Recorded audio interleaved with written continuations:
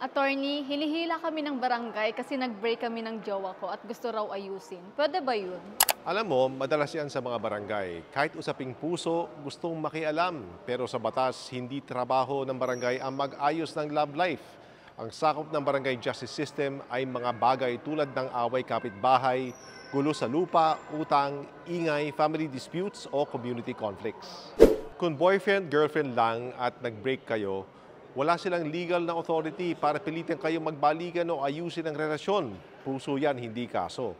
Ang barangay hall ay para sa katahimikan ng komunidad, hindi para sa closure ng mag-ex. Pero siyempre, minsan ginagawa ng barangay yan hindi bilang legal duty, kundi bilang community elder na gustong tumulong. Pwede mong irespeto kung gusto nilang magbigay ng payo, pero tandaan, hindi ka pwedeng pilitin. Walang ordinansa na nagsasabing obligado kang bumalik sa ex mo kung gusto ng barangay. Ang bottom line, kung love life lang ang usapan, barangay officials can mediate kung kusang loob kayong pumayag, pero wala silang poder para gawing legal na obligation ang personal na relasyon.